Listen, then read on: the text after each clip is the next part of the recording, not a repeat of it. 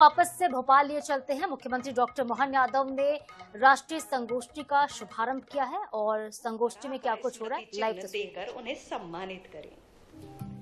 तालियां कम हो रही हैं, तालियां लगातार बजनी चाहिए।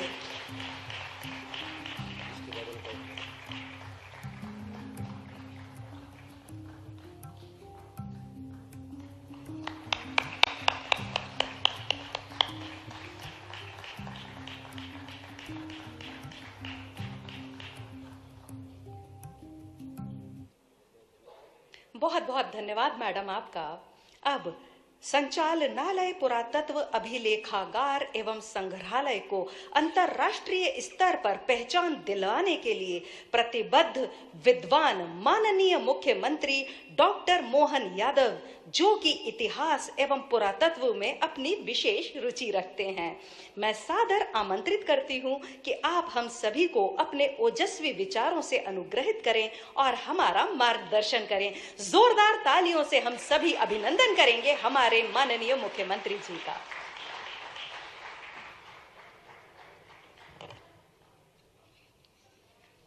डॉक्टर विष्णु श्रीधर वाकणकर राष्ट्रीय सम्मान समारोह में मंच पर विराजमान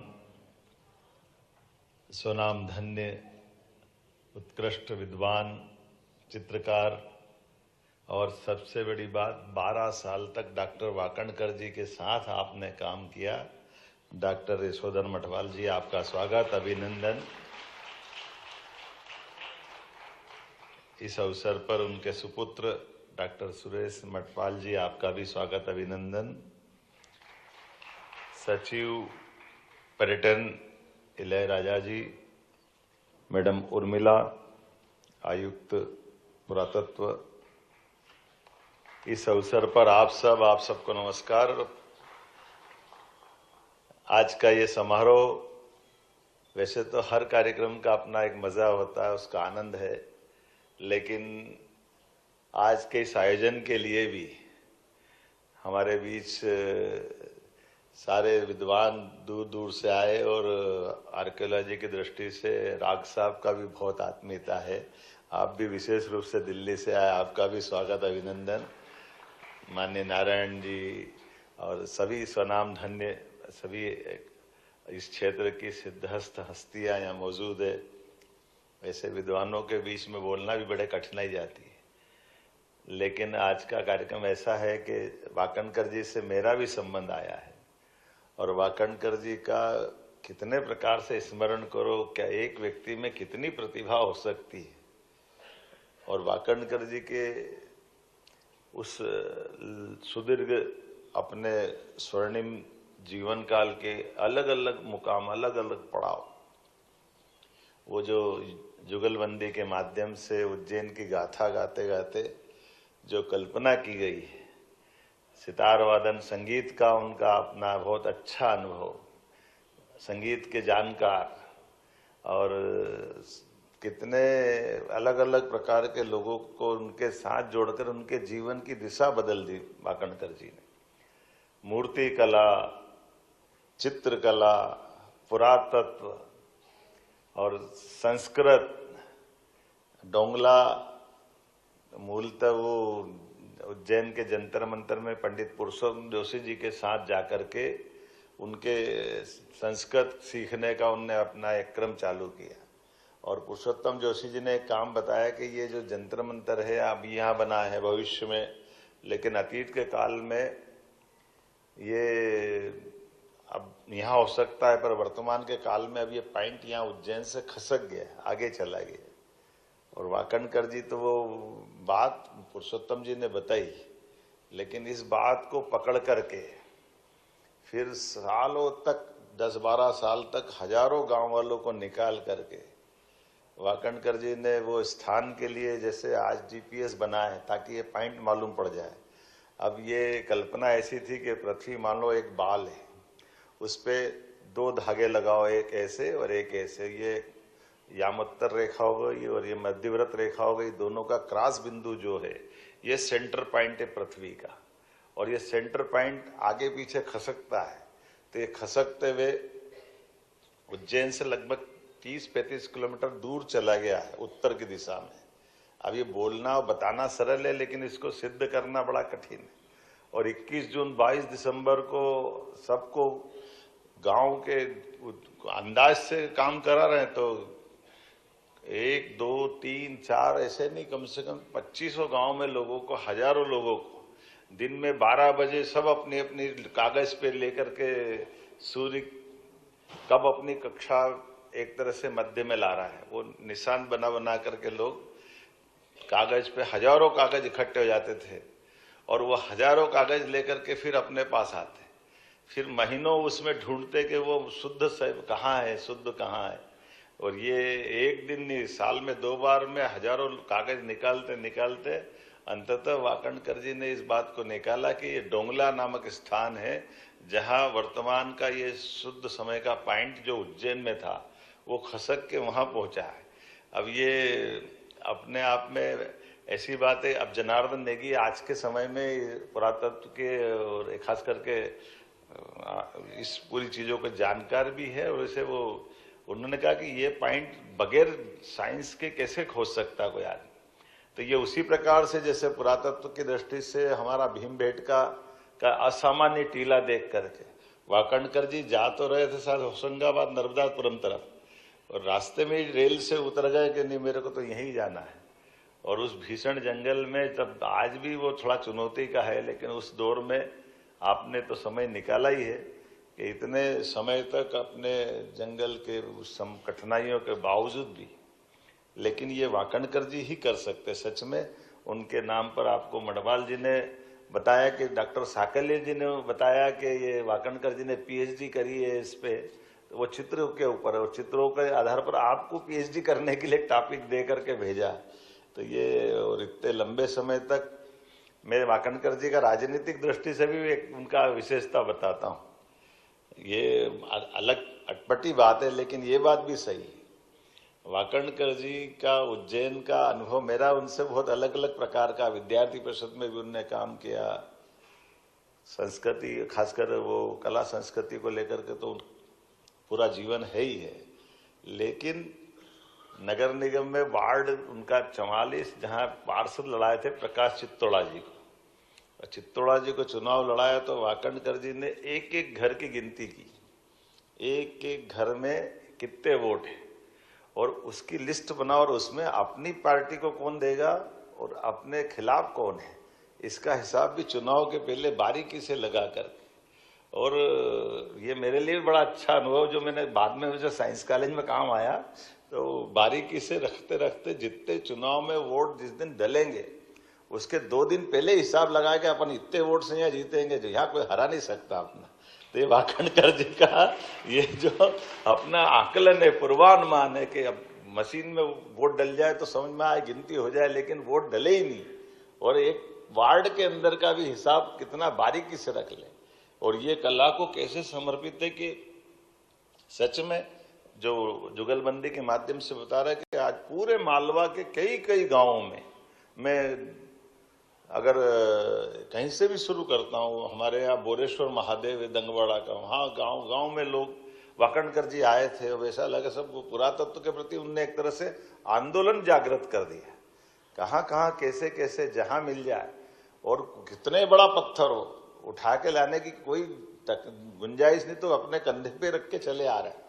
और घर तो ऐसा कर लिया था जगह जगह, वास्तव में वो हीरे मोती से बढ़कर समझते थे वो सारी चीजों को अपने पास के संकलन में। आज कई प्रकार से, जैसे उदयन की कथा बताने की उन्होंने बात कही, वो उदयन का चाणक्य खासकर प्रद्योत का काल, जब वो जेल तोड़ करके गए थे, उस काल से लगा करके विक्रमादित्य का, भोज का, हर काल के मामले में वाकणकर जी ने इतिहास में भी उतने आनंद के साथ अपने से बात करते करते भी जब सुनाते तो ऐसा लगता वो काल जीवंत तो हो गया। राजा भोज के काल की, उनकी अपनी युद्ध कला के दरमियान की सारी गाथाएं, तमाम प्रकार की बातें। सच में आज का ये दिन अद्भुत है, जब 30,000 साल पुराने, और यूं तो लाखों साल पुराने ऐसे उत्खनन के इस बड़े क्षेत्र में उन्होंने जो काम करके दिखाया। वाकणकर जी ने महेश्वर, मंदसौर, नावदातोली, इंद्रगढ़, मनोटी, आवरा, कायथा, आजादनगर, इंदौर, दंगवाड़ा, रुनीजा, ऐसे कई जगह उत्खनन और अध्ययन का कार्य किया है। खास करके सरस्वती की नदी कोई मिथक नहीं है, एक वास्तविक नदी है जिससे राजस्थान, हरियाणा, गुजरात के क्षेत्रों का संरक्षण करते हुए जो आज की घग्गर और हकरा नदी प्रणाली ही प्राचीन सरस्वती का अवशेष मानी जाती। मैं मान के चलता हूं कि उनके भारत, यूरोप, अमेरिका में 4000 से अधिक शैल चित्रों की खोज और अध्ययन करके जिस ढंग से उनने काम किया, और वो दौर है कि जब एक तरह से वैचारिक रूप से भी वो छिपाते नहीं थे कि वो राष्ट्रीय स्वयंसेवक संघ के स्वयंसेवक है। और उस आपातकाल के दौर में इंदिरा गांधी जी ने उनको पद्मश्री अनाउंस किया। ये भी हमारे लिए उस दौर का, और दोनों दल कोई भी हो, लेकिन उनकी उस चुनौती के काल में भी, और वो घटना भी बड़ी जोरदार है। आज राष्ट्रीय स्वयंसेवक संघ का शताब्दी वर्ष चल रहा है। ये भी स्मरण करना पड़ेगा कि जब प्रकाश चंद्र सेठी जी ने आके बताया, वो उज्जैन के थे, मुख्यमंत्री थे, कि वाकणकर जी आपको पद्मश्री मिली है, आपको दिल्ली पद्मश्री लेके जाना है, आना है आपको। तो लेने जाने के लिए जैसे वाकणकर जी का स्वभाव था कि मैं तो अपने गणवेश में जाऊंगा, हाफ पैंट पहन करके, उनको देना हो तो दे, नहीं देना हो तो मत दे। सेठी जी उलझन में पड़े कि ये कौन सा संकट है, जिस संघ पे प्रतिबंध लगा दिया उसकी गणवेश पहन के आप पुरस्कार लेने जाओगे तो फिर वो देना कि नहीं देना। लेकिन वाकणकर जी ने कहा उनकी इच्छा हो तो दो, नहीं तो मत दो। बड़ी मुश्किल से वाकणकर जी इस बात के लिए सेठी जी ने उनको तैयार किया कि एक काम करो, संघ की टोपी लगा लो, बाकी का तो आप शुभ वेश पहन लो तो चलेगा, आप अपना, लेकिन टोपी चल जाएगी। वाकणकर जी का वो आग्रह, और वाकणकर जी ने वाकई संघ की काली टोपी लगा करके पद्मश्री ली। ये भी उस दौर में जब आपातकाल में हजारों लोग जेल में बंद है संघ के कारण से, लेकिन वाकणकर जी अपने विचारों के लिए कैसे प्रतिबद्ध है। सच में उनकी जितनी बात करो उतना कम है। इसीलिए हमारी सरकार ने उनके सम्मान में जहां भीमबेटका है, ये रातापानी अभयारण्य डॉक्टर विष्णु श्रीधर वाकणकर के नाम पे करने का निर्णय किया है। हमें इस बात का आनंद है।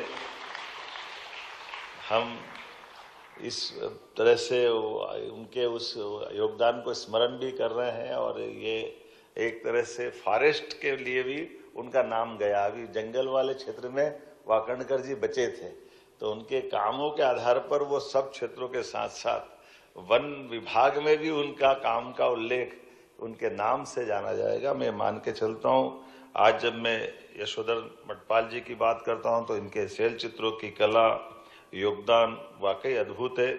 आपने विशेषकर भीमबेटका, शैलाश्रय, उत्तराखंड के बारेछिन, केरल में गहन अध्ययन किया है। मध्य प्रदेश के पुरातत्व, कला, संस्कृति में भी आपने योगदान दिया है। आपके कार्य और शोध अपने लिए, हम सबके लिए एक अलग प्रकार का एक तरह से गौरव करने वाला भी है। मानव संग्रहालय में भी आपने काम किया है, और अपने बलबूते पर उत्तराखंड के अंदर भी एक बड़ा संग्रहालय स्थापित निजी स्तर पे किया। मैं आपका भी वंदन करता हूँ, अभिनंदन करता हूँ। सच में मध्य प्रदेश सरकार आपके माध्यम से गौरवान्वित होती है, इस नाते से कि जब हम आपसे इस तरह के इस पूरे आयोजन के साथ आपको सम्मानित कर रहे हैं, तो मैं माननीय प्रधानमंत्री जी को भी धन्यवाद देना चाहूंगा। जोरदार अभिनंदन माननीय प्रधानमंत्री नरेंद्र मोदी जी का। नरेंद्र मोदी जी के भी इतने प्रकार के काम है, इतने सारे तरीके से सोचते हैं, क्या क्या कैसे कैसे करते हैं, अपनी आंखों के सामने दिखाई देता है। चमत्कार के चमत्कार तो सरकार बनाने का ही है। कोई सोच नहीं सकता था कि अपने बलबूते पर अभी तक 30 साल से जो गठबंधन की सरकार बनती आई थी, 2014 में अपने बलबूते पर एक दल की सरकार पूर्ण बहुमत की बनाने का, आजादी के बाद अपोजिशन का उनका रिकॉर्ड भी भारत के लोकतंत्र का बड़ा रिकॉर्ड है। ये हमारे लिए 2014 का। और जिसने एक बार सरकार बनाई, दूसरी बार वो दौर ऐसा था कि टिकते ही नहीं थे।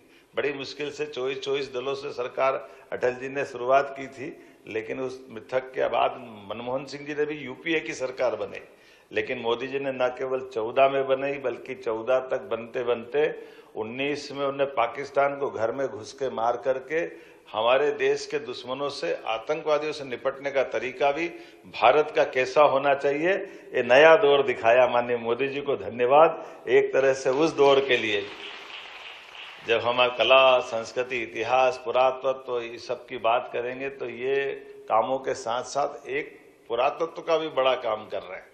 वो बड़ा काम ये कि आज से 1000 साल पहले 11 जनवरी 1000 साल पहले जब महमूद गजनवी ने सोमनाथ के मंदिर पे अपने ढंग से हमारे आराध्य को मंदिर को ध्वस्त करने का उस समय के इतिहास का एक कलंक लगा था और बड़ा खराब घटनाक्रम था।